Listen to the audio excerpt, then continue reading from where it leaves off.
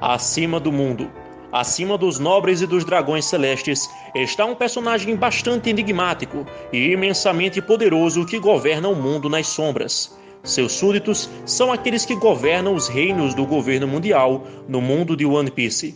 Seu poder se estende indefinidamente até onde sua visão política é capaz de alcançar. Estamos falando talvez do personagem mais poderoso de toda a obra de Eiichiro Oda. Estamos falando de In-sama. Mas qual a sua identidade? Seria ele alguém que viveu no século perdido? E mais, seria possível que tivesse vindo de alguma raça fora da Terra? Quer saber as respostas? Então se liga que o Grifo vai falar.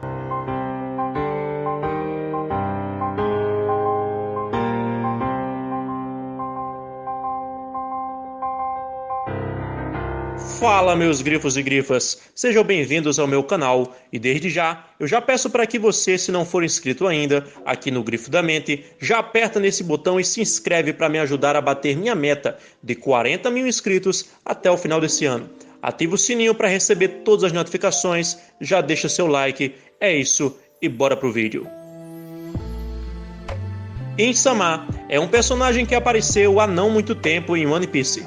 No capítulo 908, ele aparece em cima de um trono em Mary Joa. Os Gorosei demonstram respeito e ajoelham-se perante ele, enquanto só é mostrado uma parte de seu rosto como uma silhueta apenas com os olhos à mostra. Até o momento, só foi possível ver sua silhueta. In tem uma figura humanoide com uma mão parecida com a de um humano e olhos amendoados, afiados, com íris de cor vermelha que tem círculos finos ao redor das pupilas. Ele usa uma coroa que tem 4 pontas afiadas, incrivelmente altas no topo, e um manto extremamente longo que flui no chão a uma grande distância atrás dele. Pouco se sabe sobre a personalidade de In, mas ele desenvolveu um interesse particular por Monkey D. Luffy, Marshall de Teach, Shirahoshi e Vivi de Alabasta. Durante os eventos da Reverie, In manteve cartazes de procurados e fotos de todos os 4 consigo.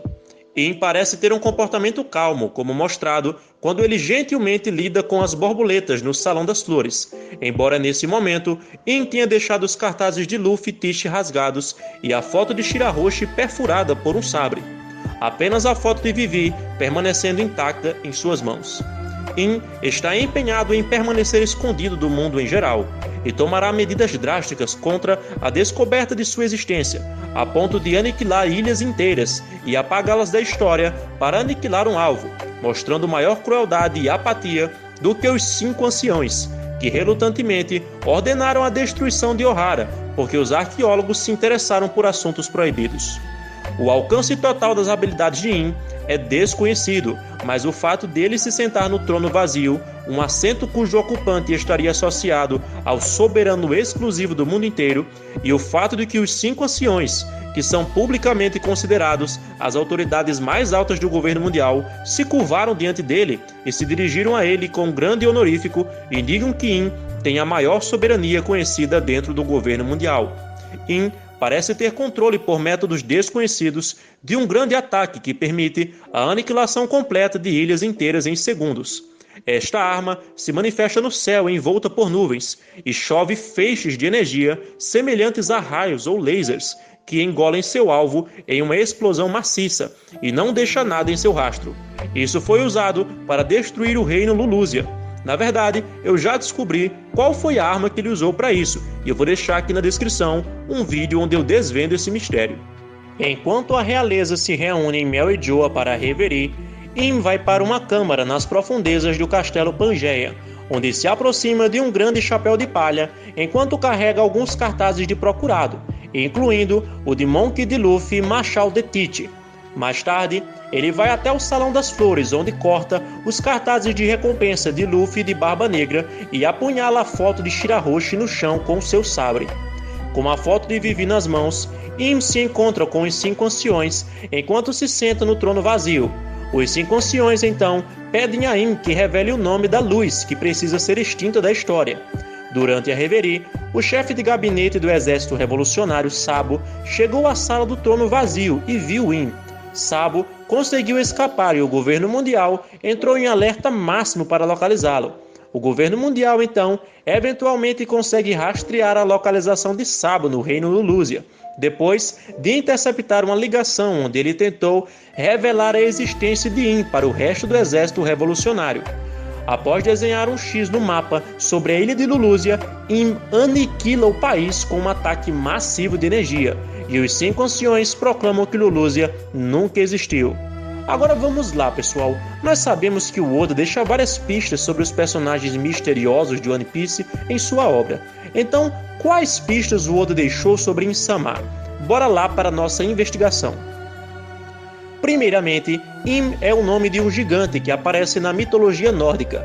Os gigantes, também chamados de Jotun, em linguagem nórdica antiga, são uma raça mitológica com força sobre-humana e se manifestam sempre em oposição aos deuses, embora frequentemente eles se misturassem ou até mesmo tomassem por matrimônio alguns deles. E isso faz muito sentido se considerarmos que os legítimos filhos dos deuses são os que possuem o D no nome, e não aqueles que se intitulam de dragões celestiais. Desse ponto de vista, poderíamos dizer que Im é o inimigo dos legítimos herdeiros divinos, e os que são reverenciados hoje como os dragões celestiais nada mais são que os que se apossaram desse título, e por isso talvez fosse necessário uma espécie de revolução para mudar as coisas, algo parecido com a ideia de virar o mundo de cabeça para baixo. Mais que isso, também notamos que na mitologia nórdica, a linhagem do gigante Im está ligada não só com uma expressão de confronto com os deuses, mas também uma disputa de sabedoria. O pai de Im é tido como o mais sábio dos gigantes, e ao Odin querer confrontá-lo em uma batalha de conhecimento, a sua esposa, Frigga, o alerta dizendo que entre todos os gigantes iguais em poder, Vafthrudner, o pai de Im, é o que mais se destaca entre todos eles, e seu conhecimento envolve todo o passado, presente e futuro dos 9 mundos. Seria essa uma possível referência ao conhecimento do seu filho Im, que também conheceria os mistérios do mundo e seria um dos únicos que conhecem acerca da história esquecida pelos homens? Essa eu vou deixar com vocês, mas só para ninguém dizer que eu estou delirando demais, o Oda já pegou muita coisa emprestada da mitologia nórdica, como os próprios gigantes de Elbaf, o nome do príncipe de Elbaf, Loki, e o ataque de Enel chamado El Thor, referenciando o deus nórdico do trovão, Thor. Mas se Im-sama tem realmente tanto conhecimento assim, como ele conseguiu tanta sabedoria e conhecimento? Uma das possíveis explicações para isso na obra de Eiichiro Oda nos foi apresentado no arco de Dressrosa pelo ex-dragão celestial Don Quixote do Flamingo. Do Flamingo queria que o Lau fizesse uma cirurgia nele, utilizando o poder da sua fruta para que Do Flamingo conseguisse assim a sua imortalidade. Do Flamingo, amigos, lembre-se que foi proibido de voltar a morar em Mary Joa, mas ao mesmo tempo pode chantagear os líderes do governo mundial devido ao seu conhecimento sobre os mistérios que existem lá, principalmente um suposto tesouro que apodrece. Teria Im-sama recebido a cirurgia dessa fruta no passado? Bem, há diversos paralelos entre Im-sama e Do Flamingo, além do fato dos dois já terem morado em Mary Joa ao mesmo tempo. Note, por exemplo, as semelhanças entre os 5 anciões e os comandantes do Doflamingo.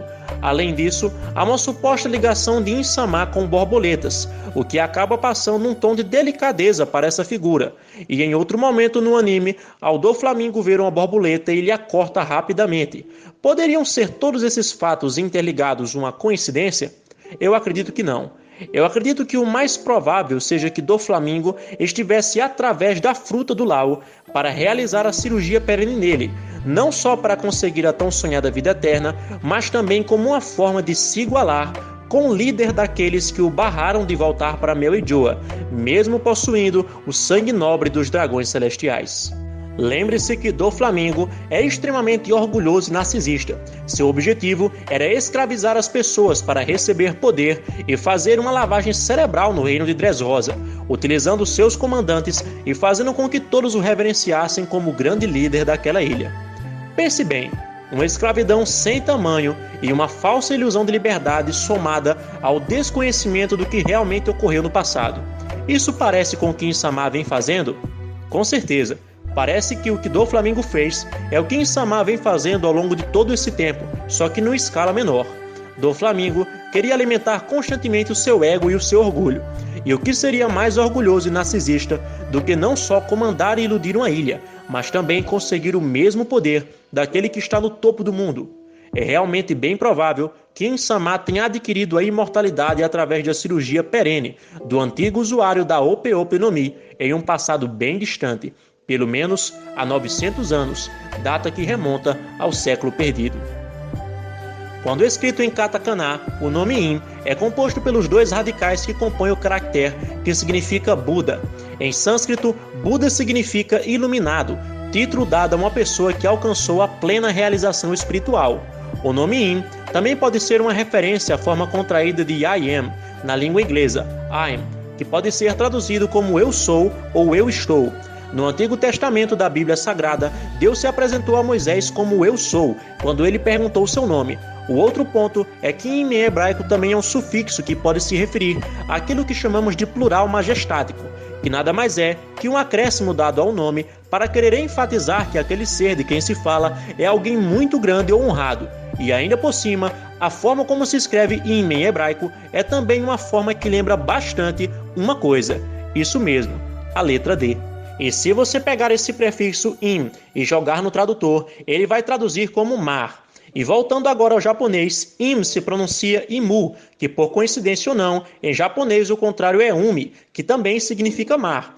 E não parando por aí, se continuarmos nossa pesquisa, chegaremos até a um deus da antiga mitologia dos cananeus, que se chamava Im, e era o deus do mar.